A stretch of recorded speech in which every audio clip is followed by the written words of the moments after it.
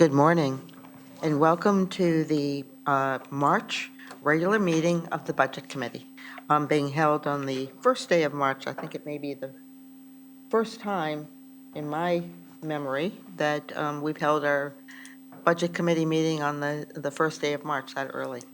I welcome our friends from Parks and Recreation. Our first item of today's meeting is Parks and Rec. It's a release of condition on the pickleball courts. In this case, the pickleball courts release is over in Byram, and it relates to lighting of the pickleball courts so that there's night lighting year-round. And we have our Director of Parks and Rec, Joe Siciliano, and his right-hand person, Dan Carlson. Welcome. Good morning. So we're, item number one, we're here to request a release of $35,000 from the $275,000 for the pickleball courts. So in order for us to fulfill the requirement that was put on the pickleball courts, or the money for the pickleball courts last year. Excuse me, I have actually, I'm going to apologize to the public, just so we know. This is the release on the Eastern Greenwich Civic Center. Is that right? Yes, the first one I believe is the 35,000. PR1? That's what we're going to be looking at. Right. No, but I think I mentioned the wrong place, That's okay. right? This is Eastern Greenwich Civic Center. It's not the Byram one. Well, that's next. We'll get Yeah, to right.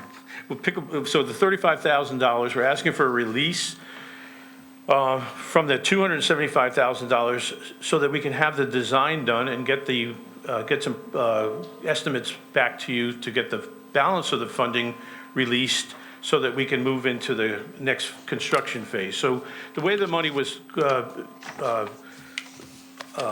the conditions were put on the money at the last budget cycle, we're not able to even use the design money to get the information that you're requiring to get the balance of the money released. So we need at least $35,000 released in order to come back and fulfill the rest of the requirement for the subject to release, which was that the Board of Estimate, 3 bids for construction, for the pickleball courts, MI approval, and planning and zoning approval. So without the design, I can't do any of that. So I need at least the $35,000 to move the project forward. So, thank you. I'll ask any questions, but I'd also say that we appreciated all the additional information that you submitted with this, include, the package and update on Eastern Greenwich Civic Center. So do we have any questions on this? No, make a motion.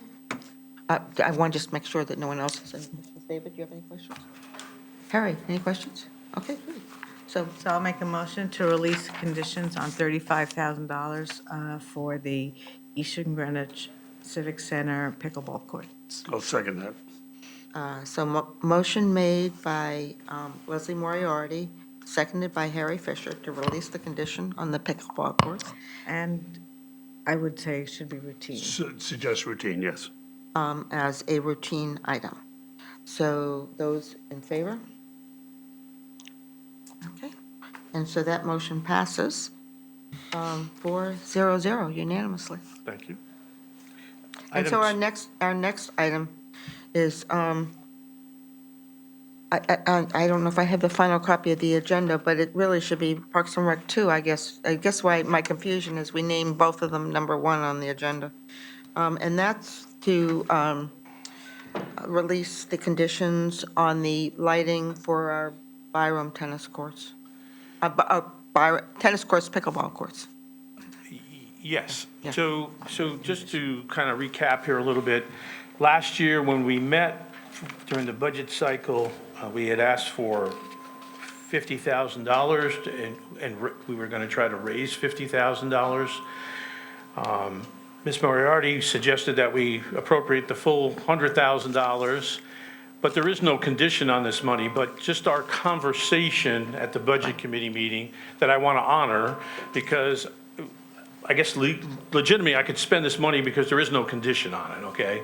So I just want to honor our conversation that we had at the Budget Committee meeting and say that, you know, we would like to move forward. We have a bid, we have a quote for $80,000 to do the work. And I wanted to know if I could seek permission to use the $100,000 to complete the work at the Barn Tennis Court lights. It's just, you know, we've taken out one of our contractors that currently is on the town's contract list.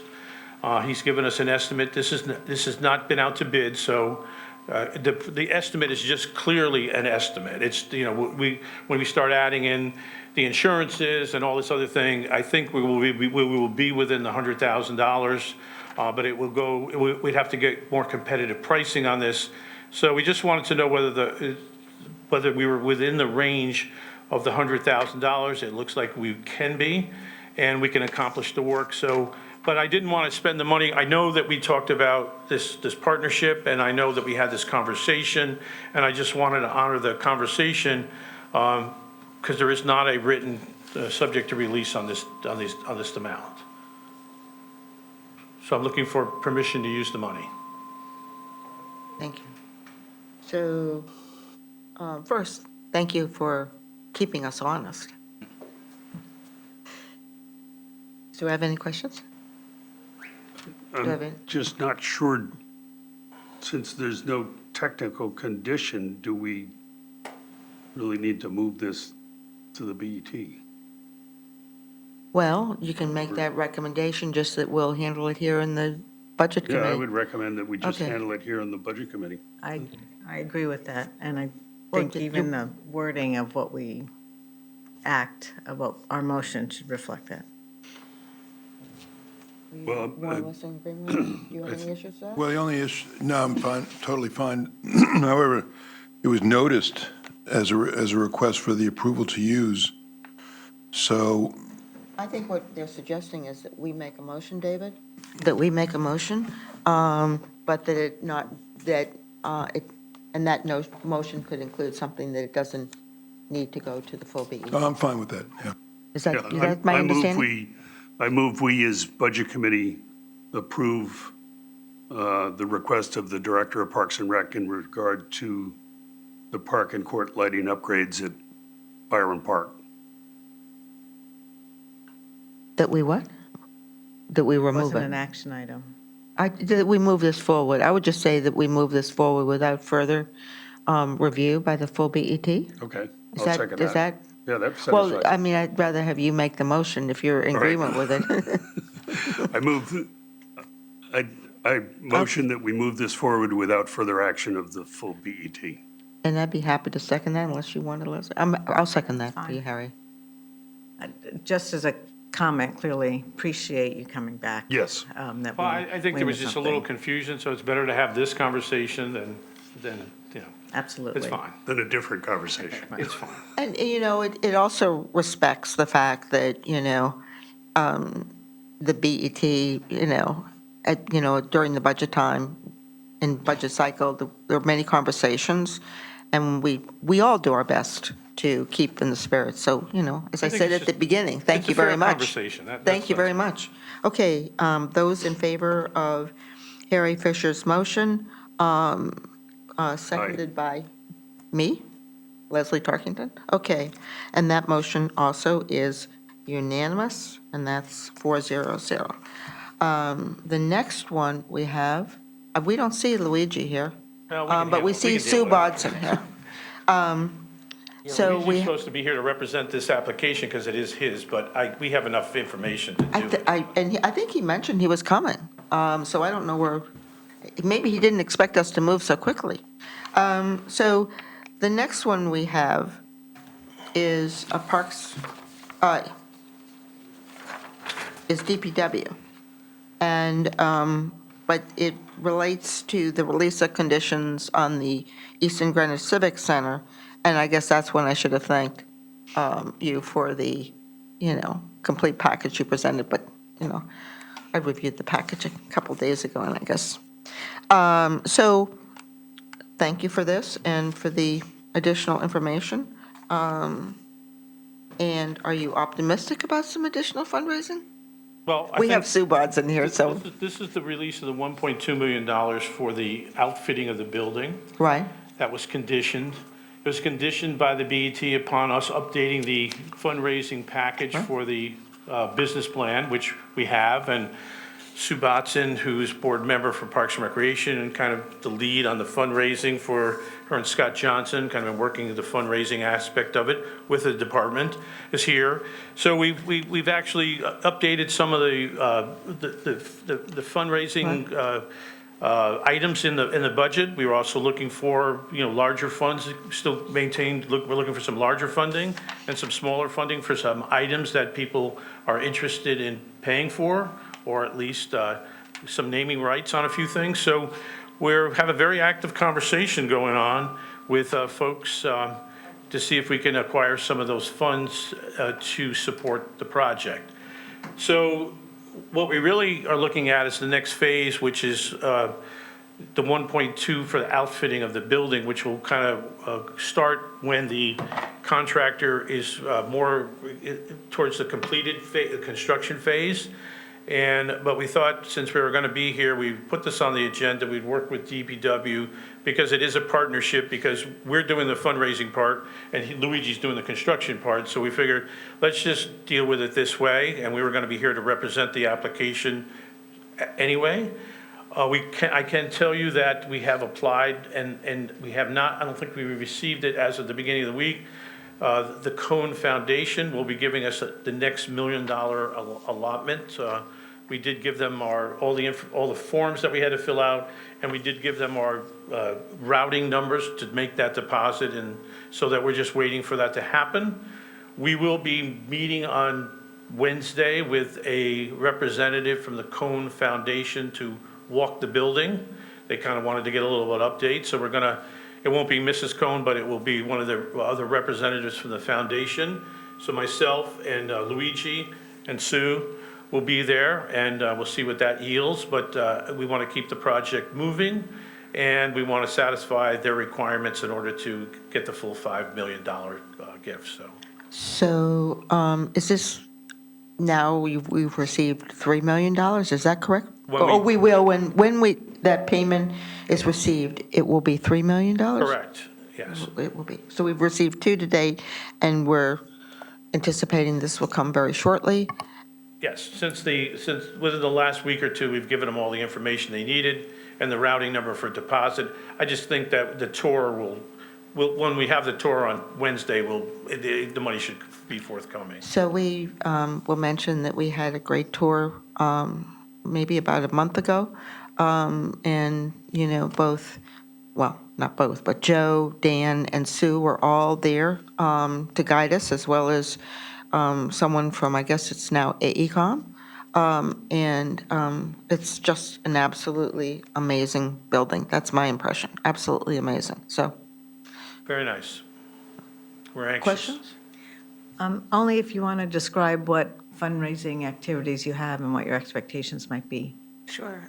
So, good morning, Sue Botson. I am co-chair of the foundation with Scott Johnson, and Scott and I, along with others, are doing some conversations, reach out to organizations and individuals in a very targeted way. And as a matter of fact, during our Board of Parks and Rec meeting on Wednesday, Scott announced that the Greenwich Alzheimer's have come on as a supporter. They're going to underwrite the scoreboard in the gymnasium, which is already up. I think it's a great nod to Irv Porter, who really started this project with Karen Sata-Khan many years ago, as you remember.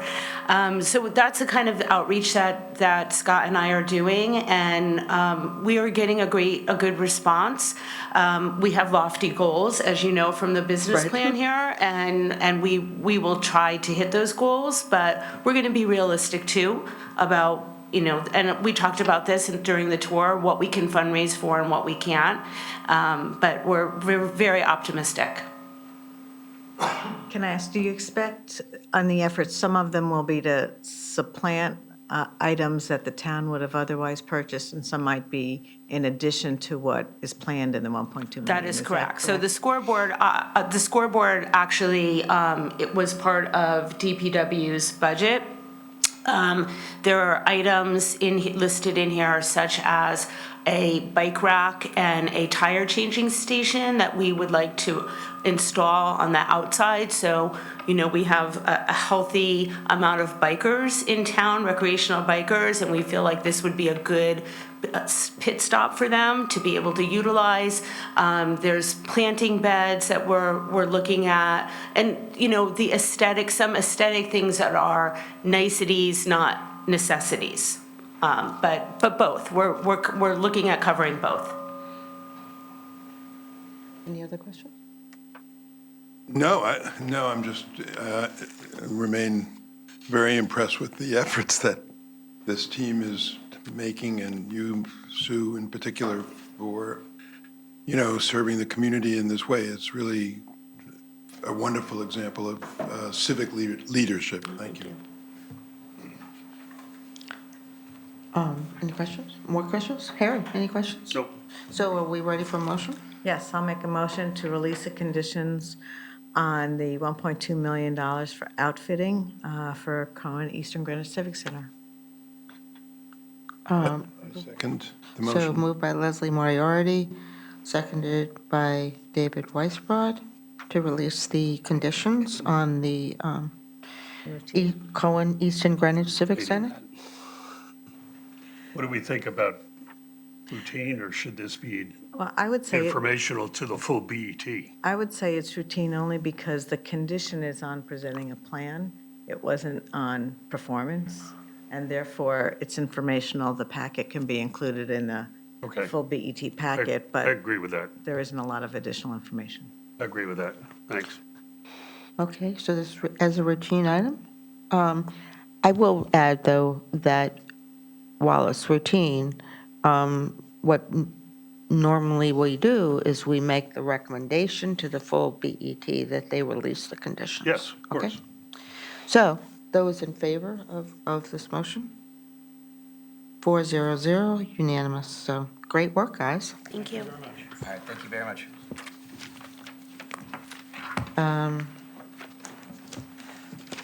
Our next item on the agenda is PD3, the police department. We're moving right along.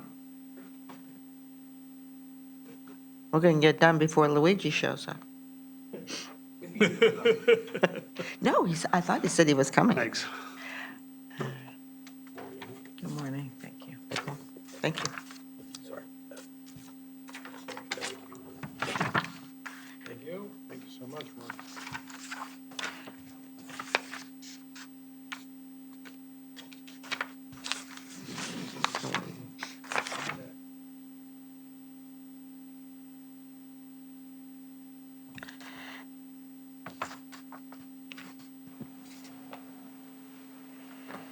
So, good morning. We welcome Police Chief Jim Hebe and Deputy Chief Mark Zuccarella this morning, and to come with a request for an additional appropriation for police overtime for $650,000.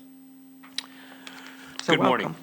Good morning. So the reason we come before you, as we've communicated with the board over the last few months, really since November, that we're in a situation that's unique in the over 12 years that I've been chief, is that we are currently at full strength. And that means that there are 152 police officers employed by the town of Greenwich.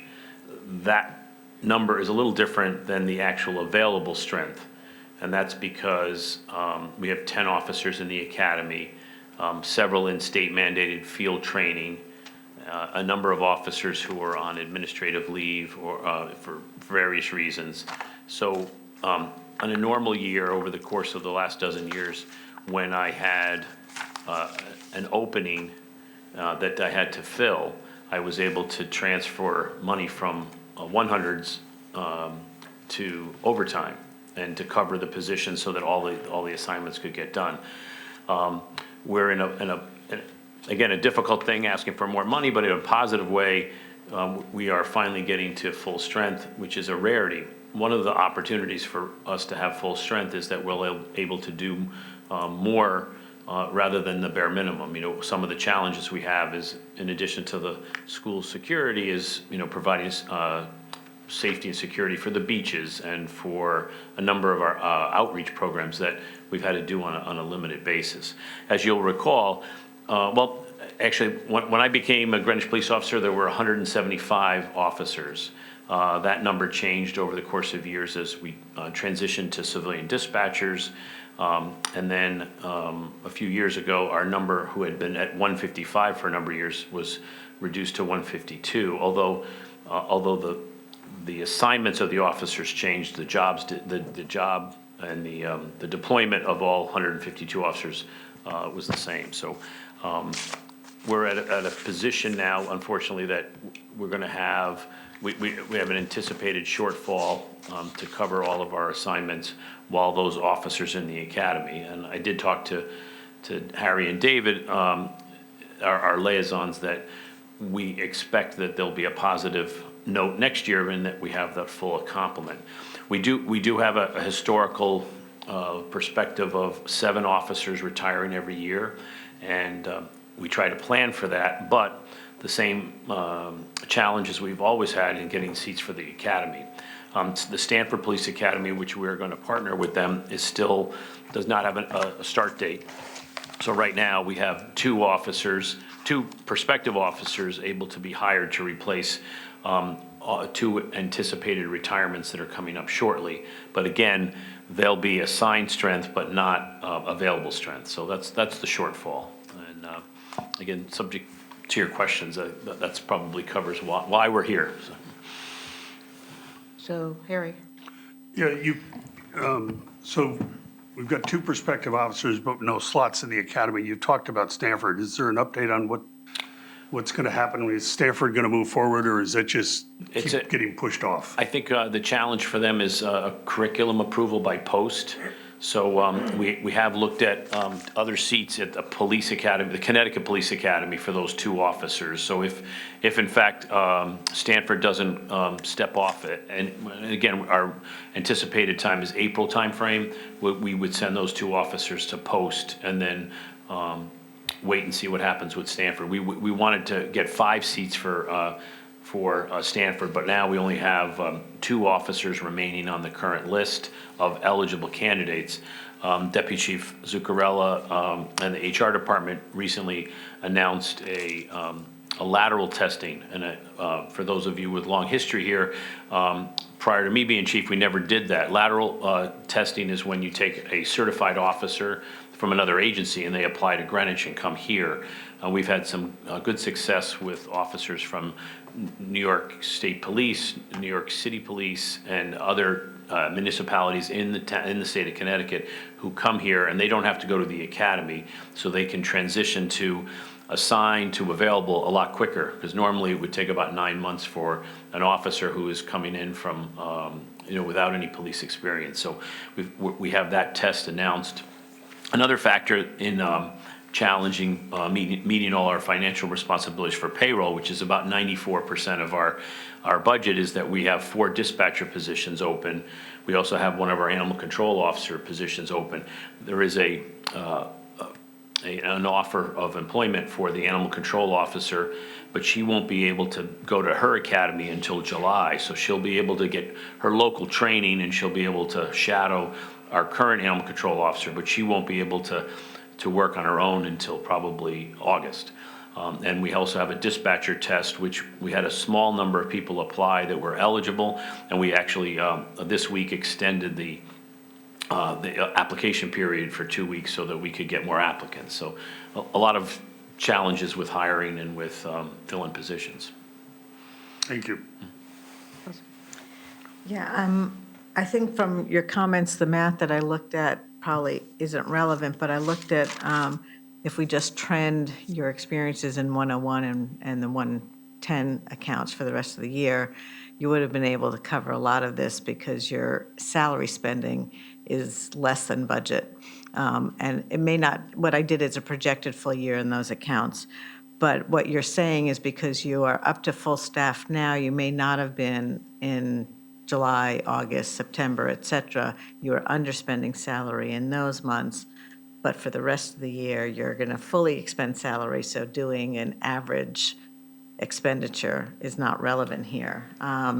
But I still would expect that you, just on the calculation of the 650, I'm just curious, how much, how you calculated that number in terms of what you expect overtime to be and whether that's, Right, I'll let Deputy Chief Zuccarello go over some of the details, but we did consult with Ben Branyan and with, looking at our budgeting to try to move things like, any opportunities for money that might be left from, anything in the 100s to make sure that we can cover the shortfall. Do you want to do that one? Sure. So our business manager went over all the lines in the 100s and projected for what taken in the past years and moving forward for the next, it is 10 pay periods because today is one of the pay periods. Factoring all that information, the number we came up with was around $600,000. But we also realized that we still have to do a lot of mandated training and we have some other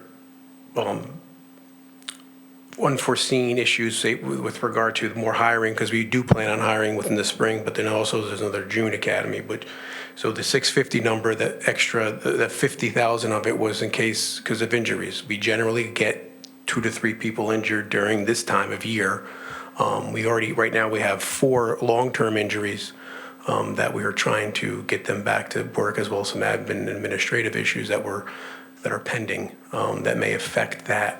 And that's why we coming to the calculation with our projections, we thought that the 650,000 number would be safe, because right now we're projecting around, actually it's 593,000 was what we projected. But we have some things coming that were internally that we are looking forward to the end of the year as well. Just an example would be that we have the two candidates that we're hoping to hire prior to July 1st to fill vacancies, one that occurs in April and one that will occur probably prior to July 1st. And those 2 officers who are available for service will then be retired, and the 2 positions will be assigned where they'll be getting a salary, but they won't be able to actually fill those 2 positions for about 9 months. how do you handle, because you do have this overlap issue, right? You anticipate retirements, you want to get staff on board, and they go into the academy. And this isn't fair in going back to information which isn't written down, but I heard somewhere about how the staffing model or the staffing number might have been created to give you that flexibility where you have some slots where you, or just the issue where you can permit it to go over your approved head count in anticipation of retirements. Can you, Yes, is so there we something did, happening there? the last few years, we have asked for permission in the budget to just go to the Board of Selectmen, and ask for permission to go over strength if we thought that there was an anticipated academy position. If we had again, we would have to have the funds based on the fact that we would have had open positions. So it's unusual. It's like I said, I've been chief for 12 and a half years. This is the first time that for more than a few days we've ever had full strength. We were averaging, 6 to 10 open positions for a long time. No, you're jinxing it, right, by saying that so many times. But the part of the whole, that was so that we could, knowing that there's that lag time from hire date to available date, we were trying but we've never been able to actually get to a position where we'd say, hey, we'd like to hire to 156 and, send some people to an academy that was, and that's the other thing, is the academy seats are very unpredictable. We ask for seats in every academy. Connecticut Academy, we're again partnering with Stanford, and we also send officers to New Britain. one of the challenges just recently was that the Connecticut Academy had some issues with their personnel, and the academy went from a resident academy where the recruits attend the academy Monday through Friday, and they stay in the barracks, to a commuter academy. And when we have, we're drawing on New York State residents to come here as officers. Some of them were driving 2 hours every day to get to the academy. So we're hoping that Connecticut will reinstate their residence academy, which we feel is a better product, and it'll be for this class in perhaps July. So. Thank you. Wondering, Chief, if you would be open to a condition that you mentioned here that there is a potential to reduce the overtime expenses for fiscal year '25. So I think, would you be open to a condition that said, we'd like you to visit with us, in the next fiscal year to review that potential? Sure. I mean, and again, we're looking historically, we've always, although last year it was very tight, we had to do, and again, that's the other thing, this isn't just, well, we need more money. We've adjusted a number of our assignments to try to reduce our overtime liability. And Deputy Chief Zuccarella and Captain Sluzar, who's the captain of patrol, have done a number of things to try to reduce our vulnerability in covering assignments with overtime. And we're going to be speaking with some of our other command staff to try to, again, we've tried to say nothing we're doing all our mandatory training, but we do think that that'll happen. And over the course of, again, over 12, 13 years, I've never had to come back this is a unique circumstance. I've never had to come back for interim for operational payroll. So it's unusual, but I would have no problem with letting it be conditional as we need it, because I'm hoping that next year our overtime burn rate will be much, much better. Can I just, train a thought here? You mentioned that you've gone over the number of, we'll call it personnel in the TOO, and you've gone to the Board of Selectmen. No, we've not. We've asked for permission if that opportunity exists, whether it be a seat in the academy and we have a candidate available, but we've never done that. We've never gone over our table of organization. So I would just encourage that you not only go, if it ever happens again, that you not only go to them, but more importantly, also come to the BET's HR committee. I think that, is important, that communication, continues, and that if there's even a consideration of going over the TOO, that visit be arranged. And I look over at our chairman of our HR committee, but I would suggest that. That's not putting it in writing, but it's like a process thing. I would also just like to comment on a point that Leslie made. There was a point now, a long time ago, but I expect you were here, and it was really 2000, budgets of maybe 2007, 2008, when Jim Lash was first selectman. I think the department moved up around 17 personnel at that point in time as how the dispatch center was handled, and I remember the process of going through that, or at least looking at it, some of it from the outside.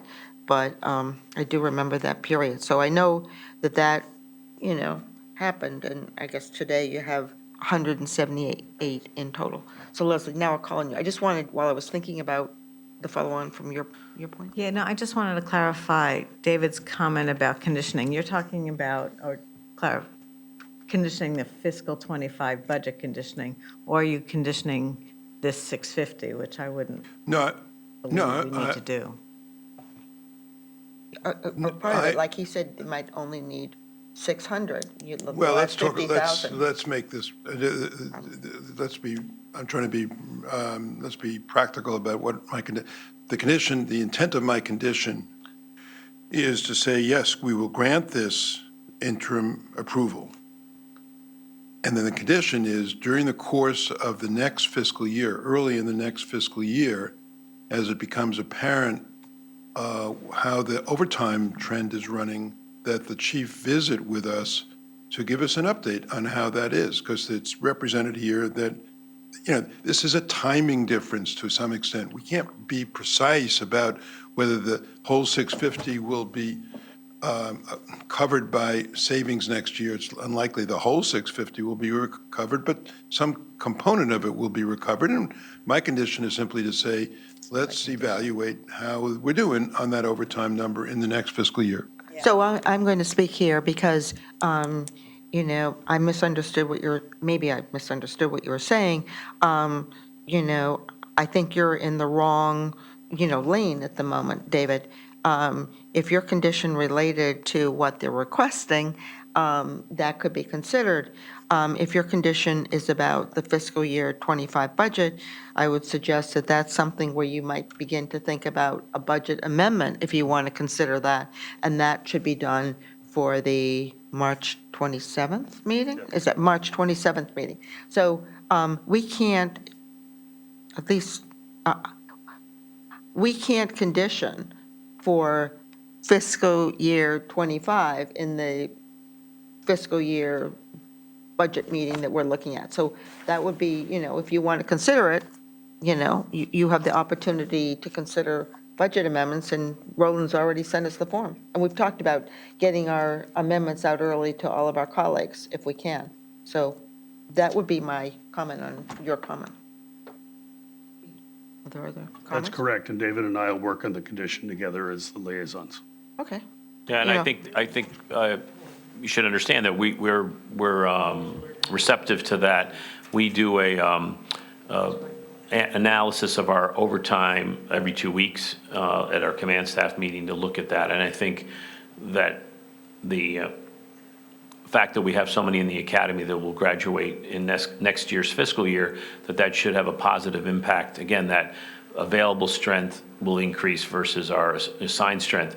Hopefully our assigned strength stays high and that our available strength gets higher, and that will show that this investment in this year will save next year. And like I said, we've given money back for the last 12 years. We've always made budget. This is the first time historically we've asked for an interim to cover payroll. So I have another question. You shared that you have, whatever, I don't know when the timing is, but new police officers that are coming from New York State Police and New York City. And many of us commute the other way, so, we're... So question, these persons that you're attracting, do they live in this area, or is it just, in many ways, to reverse commute, there's a real advantage to doing that? I mean, because it's a lot of traffic coming, from up north or east, that area. And we know we have other areas of town. Do they live in this area, or are they just, because it's an attractive place to work and other opportunities, are they...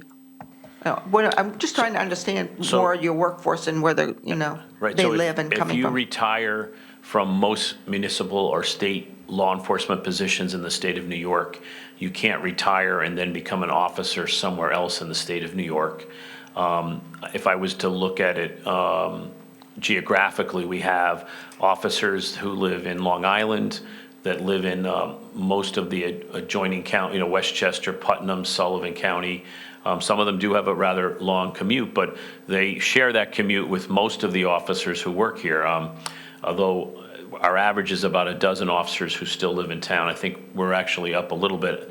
We did another survey. It's about 20 of our officers live in town. So generally speaking, unfortunately, about the majority of our officers spend an hour commuting to work here at Greenwich.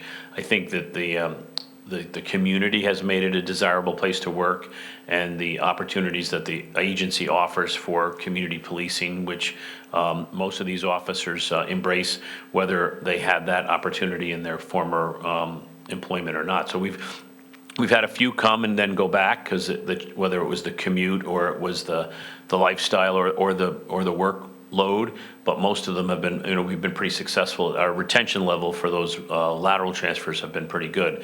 Not to belabor the time we have, but again, we continue to try to find ways where we can appear to be competitive against other agencies.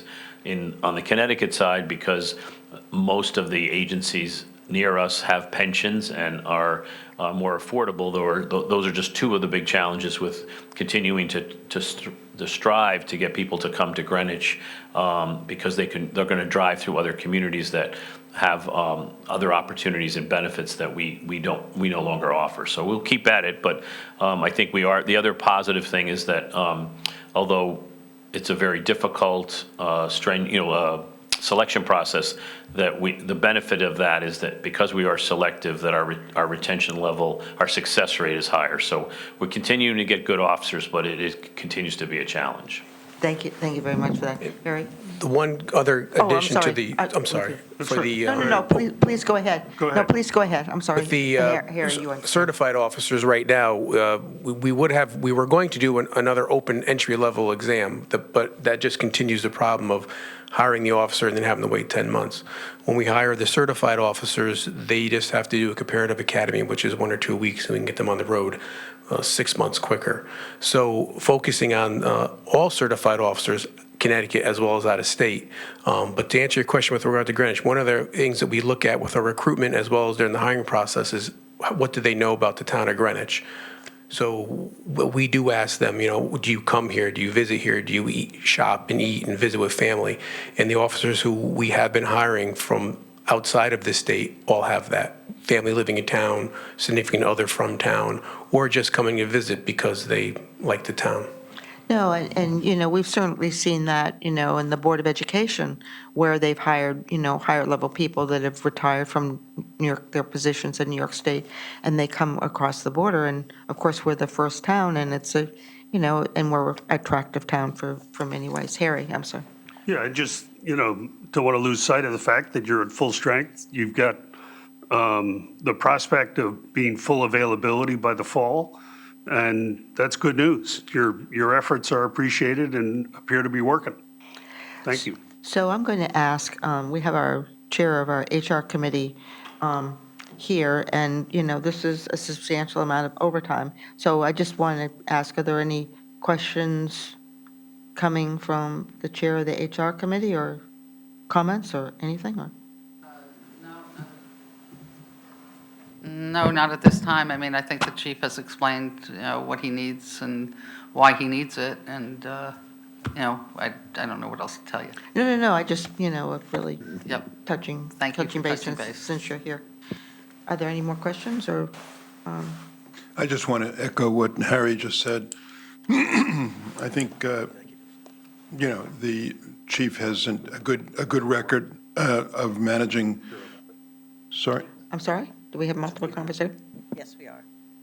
So I just wanted to briefly echo what Harry said, that the chief comes with a 15-year record of never having asked for such and the reason he is because of the ability to fill those slots at the training academy, which is really excellent, and hopefully will recover some, maybe most, of what is being asked for at this session. So thank you very much. So do I have a motion, or are we at that point? Yeah. I just wanted to make one other Oh, comment. I'm sorry. Just that, key to this, because it was a question earlier, is that, we are making efforts to reduce our overtime liability, but at this time, the school security is still being provided, and we're trying to provide all of the necessary services we can. We will have to make some minor modifications or, and that are challenges, as the summer months come up. We have a Marine Division and other programs, but we're making every effort to maintain level services. And then, like I said, look forward to next year when we're at full available strength, that we'll be able to do some new services and provide other outreach. Thank you.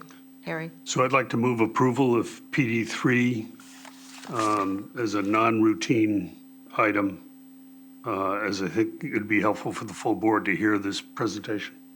I second that, Harry. Okay, so we have a motion by Harry Fisher, seconded by David Weisbrod, to approve the additional appropriation for police overtime of $650,000 as a non-routine item. Is that a good rewording of the motion? Okay. And you're okay. Those in favor? So that motion has passed, 4-0-0. And I guess my only comment is you heard that, my colleagues here may be contemplating a condition on the fiscal year 25 budget and, for the police department and overtime, and you just communicate with them on that Absolutely. matter. Is that correct? Correct. Okay, super. Okay, so thank you very much. So now we have completed our requested budget adjustments, and we'll move on to minutes. Do I have any motions to approve minutes? I'll make a motion to approve the January 17th minutes. Do I have a second? Second? So moved by Leslie Moriarty, seconded by David Weisbrod, to approve the minutes of January 17th. Those in favor? 4-0-0. Do I have any motions to approve the minutes of February 14th and February 15th? And in this case, I think it should be one motion because of the snow day on February 13th, when the town hall was closed to the public, we had to readjust our meetings on the 14th and actually on the 15th to accommodate both the timing of our meetings because of the closure for a full day's meeting on the 13th, and also to comply with all, so there were no questions at all about freedom of information noticing. I'll make a motion to approve the minutes of the 14th and the 15th. I'll second that. Motion made by Leslie Moriarty to move the minutes of the February 14th and 15th. Can I, before we take a vote, can I make a mention? There are a couple of Scrivener's errors. There's a date wrong, and one or two other little things, nothing substantive. Okay, so we'll correct those Scrivener's errors. No issue with that. Those in favor of the motion? Aye. 4-0-0. There's no real chairs report today because it's so early in the month. We don't have an economic report today because, as I said at the beginning of the meeting, I don't believe we've ever met on the first day of the month before. And so that will be coming later in the month. And so our next meeting is now scheduled for Tuesday, April 9th.